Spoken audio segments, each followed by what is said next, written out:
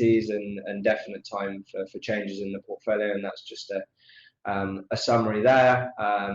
Won't sort of go through everyone line by line given the time, but that will be some of the new funds you see on your online portals and monthly statements.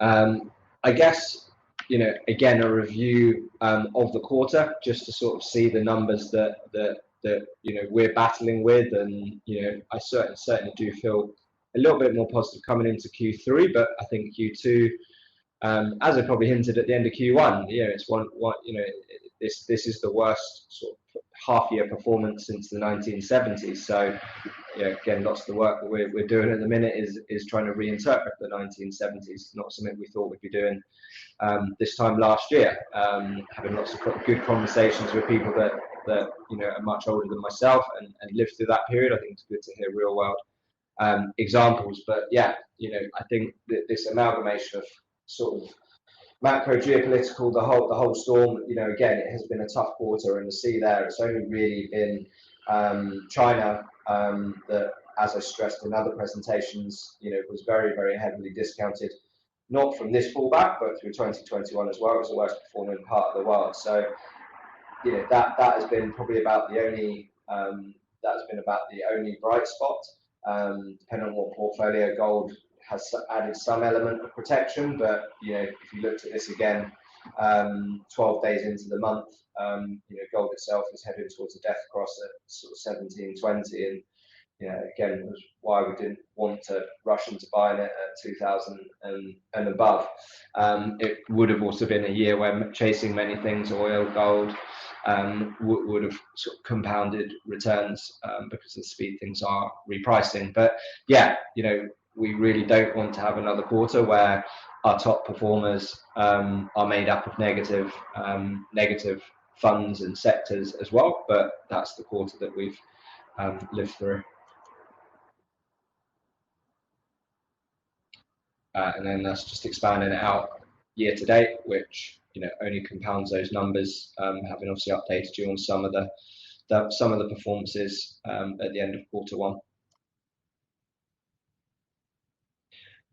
So in terms of quarter to date performance, again, sort of as you can see from some of those sort of negative numbers there, it's kind of reflected in portfolio 1 to 5 being down the most, with its highest weighting to some of those areas that have pulled back another 15% just on the quarter, and that's just the breakout of version 1 and version 2 of the portfolios there.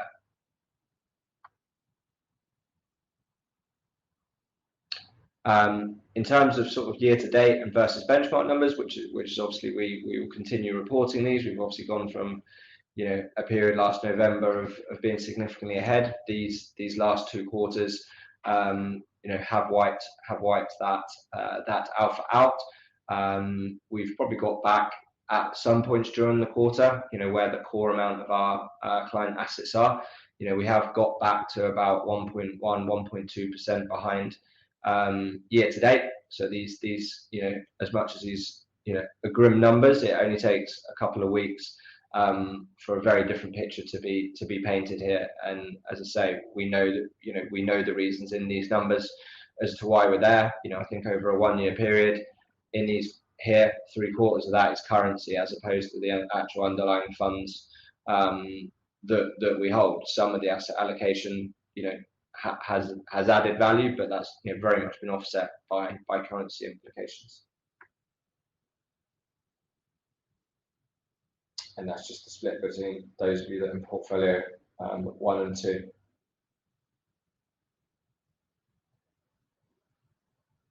And the differences between V1 and V2.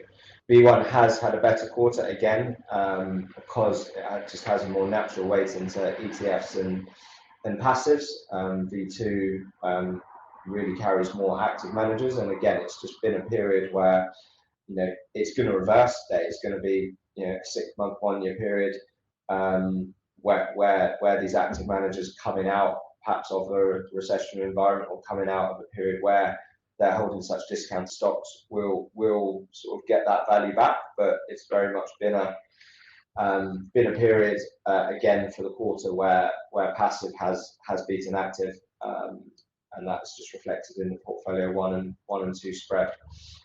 You will get all these slides, and again, this was just something that we want to keep in all of our quarterly presentations, which again just obviously maps out extended periods of alpha beating returns and numbers beating market. But I think those two slides are the wrong way around. But yeah, really, it's been a story of the last 3-4 months that have taken the toll on performance numbers.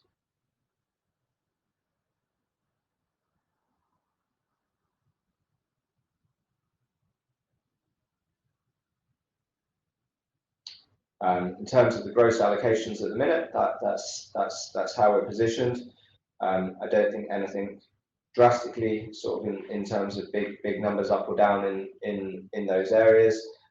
You'll still see America is the biggest position in the equity part of the portfolio, and yeah, in the lower, as we'd expect, hasn't been any form of protection tool in bonds, as we'll come on to, and bonds ongoing role in portfolios, but that's our gross positions there. More a slide for you to digest post the meeting, just as a refresher of where your various portfolios are positioned around the world. We touched on one of the only positives for the quarter being China, and that is an area, as you saw from the portfolio trades that we have added to, and certainly on the equity side, definitely is our biggest allocation position at the minute. We sold out of India. We added cash to sort of build that position, but probably on the equity side, that is our core position there. This is a position that is still under review. UK large cap has done significantly better than these other two, but again, it's we think there's rather than macro and corporate reasons for this strong performance, we do think the FTSE to some degree is trading as a currency, which isn't a reason, in our opinion, at the current levels to go and overweight that. And as we've sort of looked at many times before, the lower risk portfolios that we run have been much closer to benchmark, and that is because we have maintained underweight positions in some of the worst affected areas of UK gilts and North American fixed income instruments, and we'll come on to what might be alternatives to that later in the presentation. So in terms of strategy and outlook, we've split these into sort of two halves. We will talk firstly around the need in these times, and I think probably versus the 2020 sell-off, certainly I think because it's been more protracted, I think the 2020 sell-off was so fast and really put fear into clients. I think as much as we've obviously had questions, ongoing conversations with clients around moving up and down risk profiles on the advisory side, I think with the more protracted nature of this pullback, there has been less knee-jerk reactions, and I think that is something that is going to have to continue for the next 6 months, a year at least. I don't think this is a world where we're suddenly back to 4,800 on the S&P, but equally we will always maintain our position as a firm that it's not at these times to go and in cash 50% of the portfolio, because it will there's events also out of our control, peaceful settlements.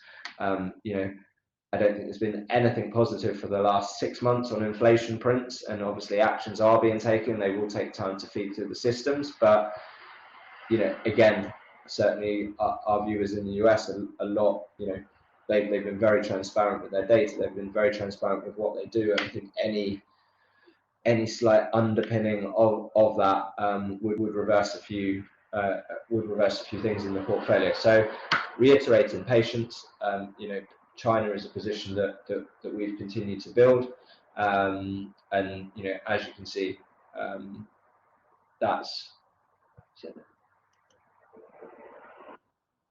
sorry, that's the updated slide there, where as you can see, it really has been in this last month and a half, but as with many of these equity markets, at the point the market thinks they have been discounted far enough, we don't want clients to miss this sort of sudden recovery. And again, this has had a number of factors.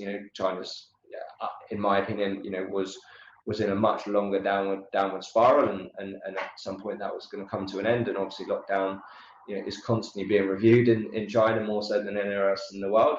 But I think it's not something for the Western world to do at the minute, but the further rates go up, the more tools there always are on a fiscal side if we do go into recession. And I think lots of this has been, again, we didn't want to, we haven't been in a position in China where we've had to react to, announcements of new government stimulus. We kind of felt that something was going to come much earlier in the year, and that's kind of now been rewarded in portfolios with a 15-20% uptick in the index at this point.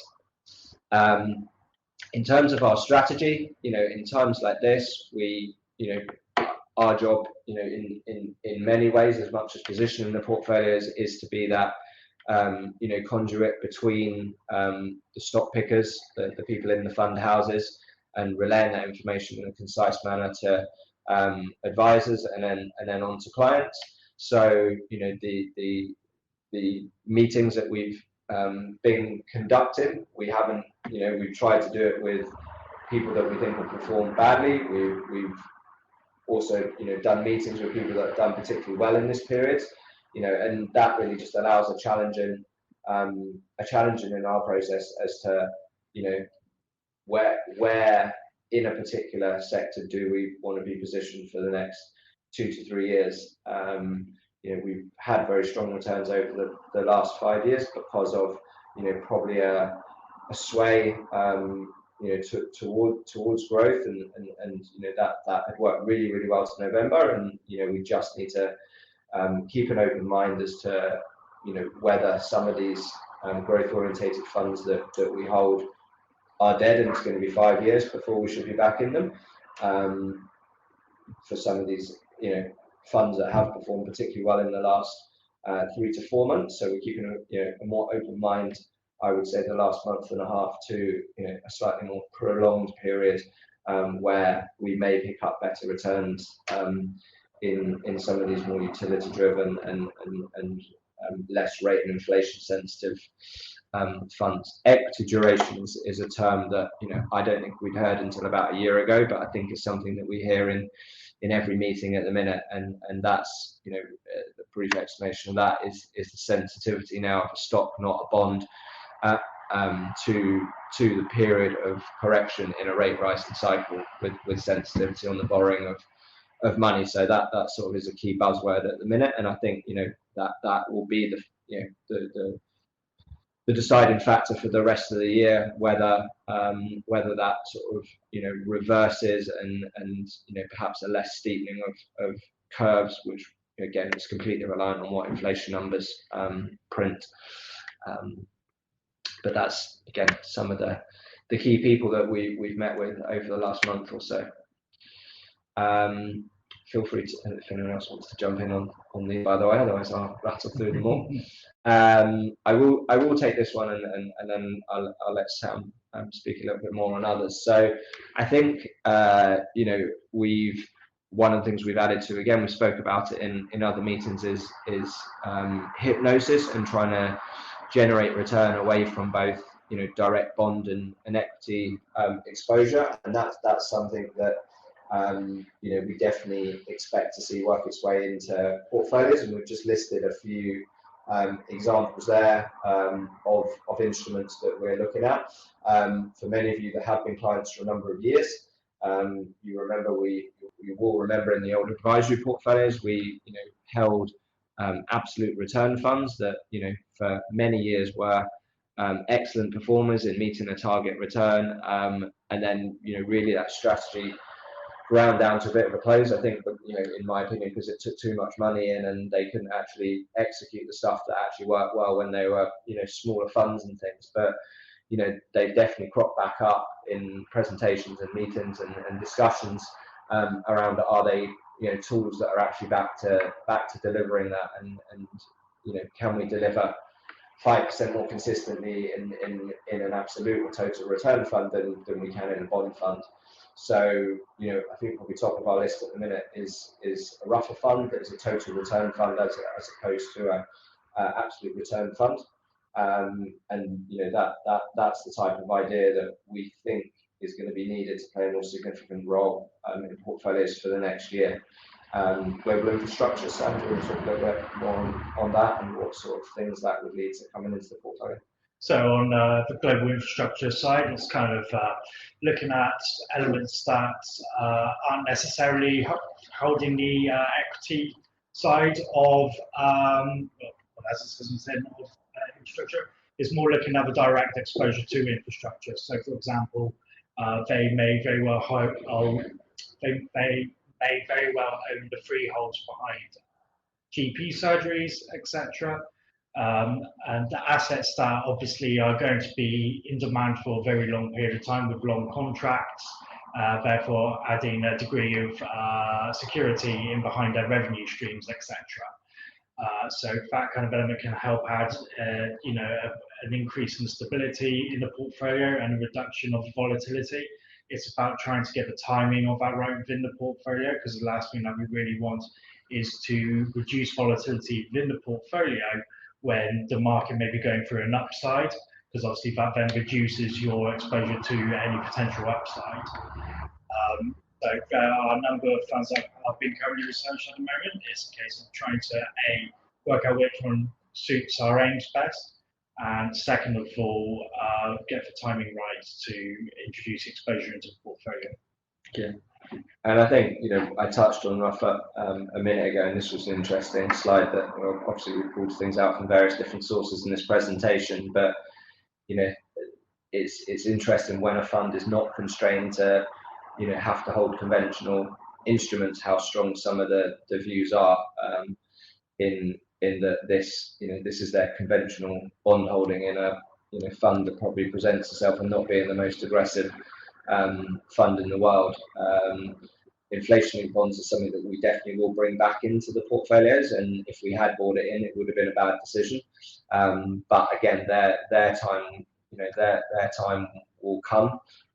We've had lots of questions on those because they sometimes seem an obvious thing to hold in inflationary environments, but they are also funds that hold the longest duration, 21, 22 years in their construction. So at a time of high inflation and expectation of rates going up, they perform particularly well.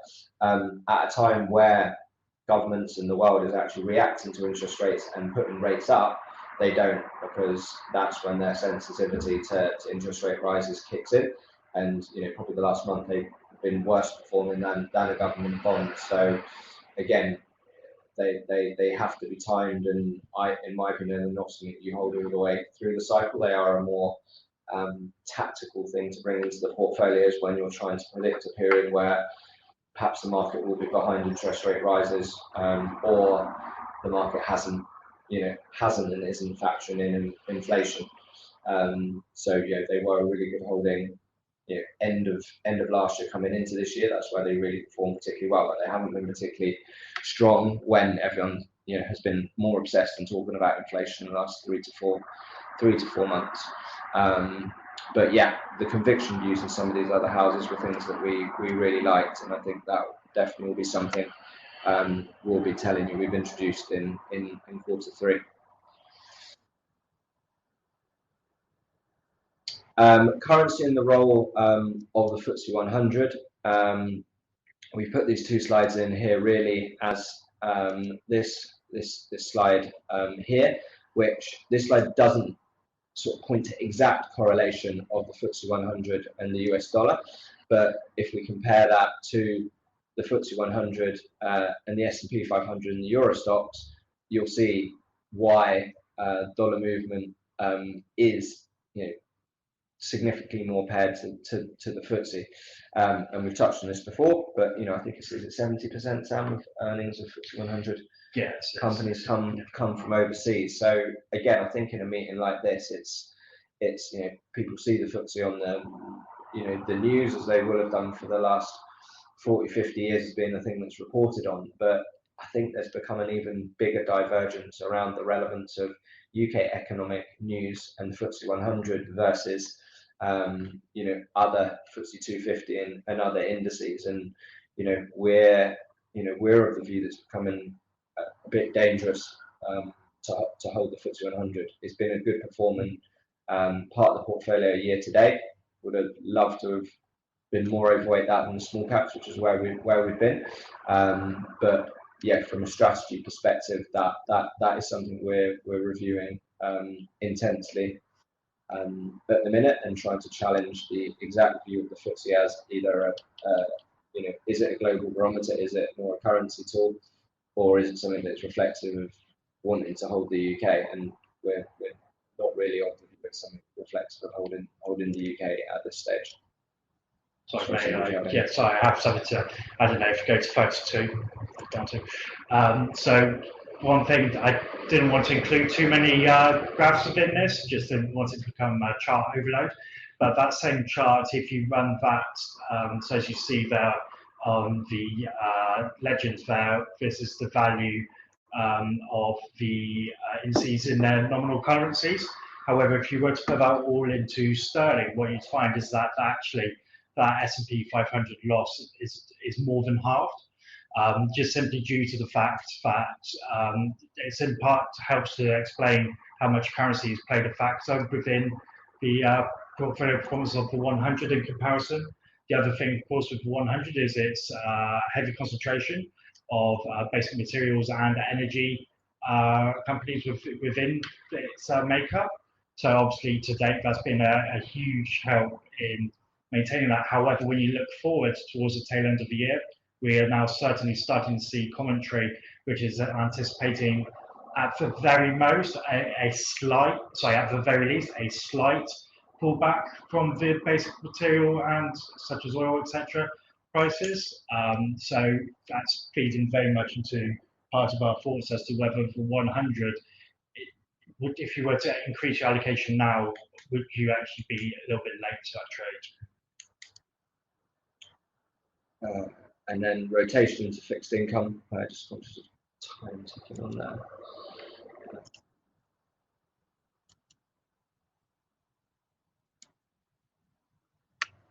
That was lost. Yeah, the rotation in fixed income really is more, where do we see fixed income for the rest of the year? And I've really that this slide doesn't sort of suggest anything in these particular classes. It's just more a reflection of, again, bringing clients up to speed with how various different parts of the fixed income market have performed.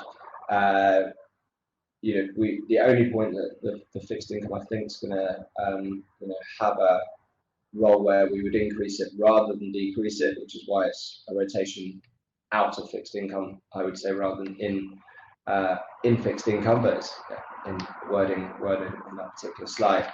But yeah, there will be a time when high yield. We really like our high yield manager, Mike Scott, and I think he's someone that will deliver. I think spreads between LIBOR and high yield were up to about 600 basis points, which he gave us that as the, if you're buying my fund now, that's kind of the trigger for holding that. But yeah, outside of that, we think strategy-wise, there will be a continued rotation out. And as I say, last time we traded bonds into cash, and we have used that in other parts of the portfolio. I think this time it will be bonds straight into some of the alternative assets that we've seen there, just to add another layer of protection if this is a longer, protracted interest rate and inflationary environment. some of these points here, we've got other slides, but I guess we'll sort of just talk through these, and maybe some of the questions will come onto it. Are we near a bottom? I've kind of touched on that already. I think sort of this is a slide here that talks about various different periods, and I think it'd be very easy to sort of fall into the sort of down and up trap that we've sort of had. I think if the war in Ukraine hadn't happened, if it had been a much shortened in claim and out, and supply chains hadn't been affected as much, but a lot has structurally changed in those supply chains. So, we think there's been heavy discounts in a lot of assets, and I think it's always dangerous to talk about period of recovery versus when a recession comes. Quite often at the point of a statistic telling you in your recession, the stock market will be thinking 2 years ahead. And I think we're kind of in that stage at the minute. I don't, if we take Europe, do I think Europe will be down 50% in those funds? No. Can they swing about another 5-6% at the bottom? I think they absolutely can. And again, that's the volatility that is out there. Like, those funds can recover or be down 4-5% in a day. That's how heavily some of these holdings are being reached on a day-to-day basis. So I think in terms of outlook, I don't think I don't think the next month is going to be the period where we suddenly get a bounce, and that's why we're looking at these alternative assets, because we think they will still have a role to play for the next 6 months, maybe even further out. If we go into a prolonged recession, they would definitely perform better than jumping on some bargain hunting at the minute. And as much as we do have a list of bargains out there, I won't go through those now. I'll save those for client meetings. Their advisors, but yeah, we definitely think nearing a bottom, but a bottom that doesn't bounce back as quick as the last few would be our in-house view at the minute. Sam, do you want to talk a little bit on the UK? There's obviously a lot happening in the last 10 days. Just wanted to very quickly just bring the view with what's happening, obviously, UK politically at the moment. So, as we know, with Boris Johnson planning, keyword there, to resign, obviously we've got a leadership contest underway within the Conservative Party. Just had to jot down on my tablet here the latest figures before I came in. So there'll be 3 stages in essence to the process. So the first stage is that the candidates will need at least 20 supporting MPs to get through to the second round, at which point I think they need 30 supporters to then go through to a membership vote. At the moment, just over half of MPs have declared support for their candidates, with Rishi Sunak is proven to be the most, inverted commas, popular, with 38 supporters within the parliamentary party, but that's the 3rd most popular with the grassroots, according to a poll today. So that's the thing, is no matter who goes through to members, ultimately it's the members who are voting for it, followed by Penny Mordaunt and Tom Tugendhat. So what's going through with all the candidates at the moment? So at the moment, an awful lot, bar Rishi Sunak, are promising tax decreases, very much contemplating getting rid of the increase in national insurance that has started this year. However, as was noted on the note that went out on Friday, the Office for Budget Responsibility stated that actually there isn't a huge amount of wiggle room with regards to tax receipts, with regards to the structural UK finances in the longer term. So how much they'll actually be able to deliver on this is questionable. I've also said on that there's no major jerk away from the right expected. In part, this is because of how an awful lot of the candidates, pretty much all of the candidates, are very much trying to reiterate their libertarian attitudes on social matters, and also trying to firm up their support with the Brexit, hard Brexit elements within the party. which very much resonates across the grassroots as well. So of course they need to have that popularity in those elements in order to get the votes that they need to become leader. To date, there's only really been one unity candidate come forward, which the issues here is that this vote so far is very much looking like Conservatives almost doubling down on their internal identity rather than looking out to the wider electorate and seeing what makes them votable. So although they may end up with what is a more stable government moving forward, that doesn't necessarily mean that their values that they carry forwards to the next election will make them any more votable. But we certainly would welcome a period of more stability within the government. Yeah. And then, yeah, probably the only final point to touch on before questions is, how soon, how deep do we see a recession? And again, I think, we obviously get asked this with a very UK-driven focus, but managing portfolio, managing assets all around the world. So I think, areas, areas like the US, do we think there will be a recession? I think it's unavoidable that there will be a non-print of recessionary data with the speed that rates are going up and the effects that will kick in on growth.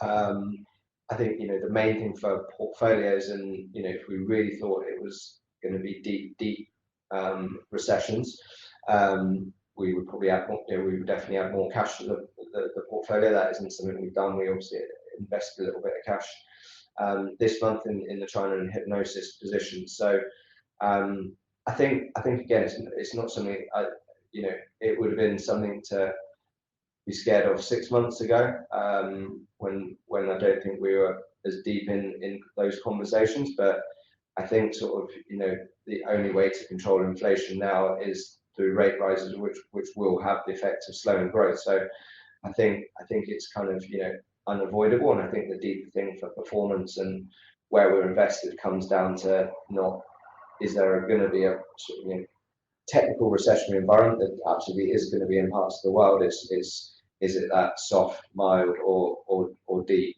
And I think in most cases we're sort of more on the mild than the hard or the soft. And I think the portfolios will have to sort of play themselves out of that. And again, I think the point of overweighting some discounted stuff, will be before those prints are physically in the press and on the news.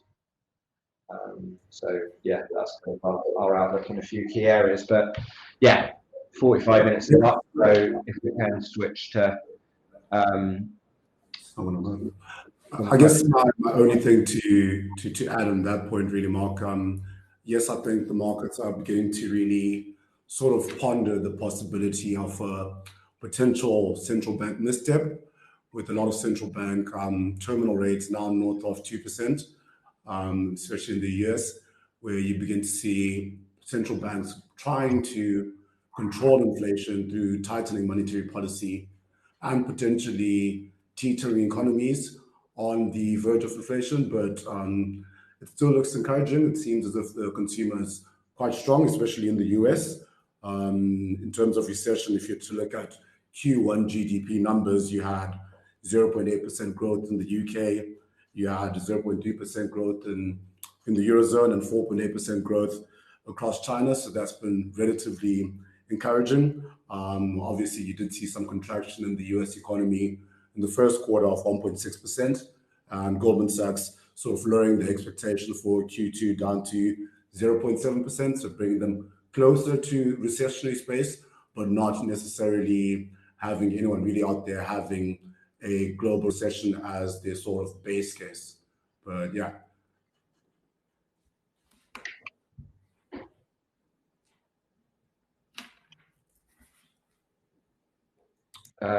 Great. Just sort of looking through the questionnaire, so I hadn't seen the comments on the sound, but hopefully that's been better in the second half. But yeah, if anyone wants to post a question, please do. We will try and wrap it up in the next 15, but happy to take any questions now.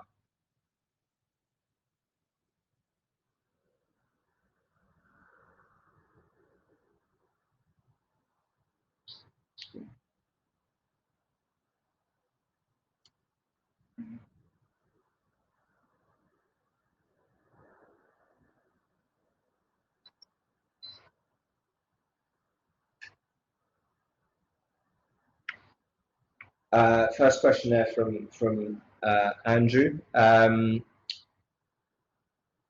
In terms of India, we have an excellent relationship with Alpati, so certainly from a sort of news and information position, and they were very upset when we sold out of our India position a couple of months ago, but that fully bought and funded the overweight in China. So we definitely will go back to India, you know, but in reducing our India position, that has been one of the you know, one of the bright spots of the last quarter. But I think from a growth perspective, you know, as we've said a few times, India is, you know, still the China of 10 years ago. And again, you know, Sam has stronger views on oil and sort of tracks commodity markets fairly well, and you know, I don't quite believe his sort of predictions of $65 no, oil, I don't believe that either. but you know, India definitely is, you know, with oil dipping beneath 100 would definitely be a good entry point again for India. We do. It's not that we don't hold India at all. We do naturally hold India through the emerging markets positions in portfolios, I think 2 upwards. So there is definitely still Indian exposure in the portfolios. It's just our long-term position in the equity is actually down to 0 at the minute. But it's definitely a fund we really like the investment team and investment process. So will be something that we be very surprised if we don't go back into that either at the end of this year or early next year. So to build on that, I had watched it. I was with a webinar for Alpati, who were our Indian fund managers, when they were talking about their general emerging market outlook about 10 days ago. And one of the things that was quite interesting was after having the call when we sold out of our overweight, was actually they were very much of the opinion that India, of course, is a good long-term story, but as it stands at the moment, China looks like it's better priced for the, you know, as a hold at the moment, which I think for us felt quite nice that we made that decision before they did. So yeah, certainly opportunities in India in the future, but at the moment, we're quite liking China more so. Second question there, probably more one for advisors, but I get the benefit of dipping in and out of advisor and investment meetings. I think that's from Gary. I think at the minute, irrelevant of you know, irrelevant of some. So I think that question will be answered in 2 ways. I mean, I know advisors have been very, very diligent for, you know, any amount probably of 100k upwards coming into the market. Of that, you know, still being tiered, you know, sometimes even down to like a 7-day basis of, you know, waiting for trades to settle in the market and new money going in. And I think we will, you know, we're never going to be a firm that rushes and wants to take money for the sake of having the assets under management. So I think with the volatility that we see, it would, you know, be against clients' interest really to, you know, be dumping sums in on one given day, because it could be 1%, 2% difference. So absolutely, you know, we think it's a good time for new money to come in. It's interesting, obviously, meetings with new clients that perhaps have got an inheritance and stuff, and you know, conversations with them versus you know, conversations with us a long way down. But you know, the theme remains the same. There is, you know, we're behind benchmark year to date. Markets are down. We, you know, for someone investing money for a 5-10 year period, as most of our client money is, no, absolutely spare cash at the minute could provide a decent investment.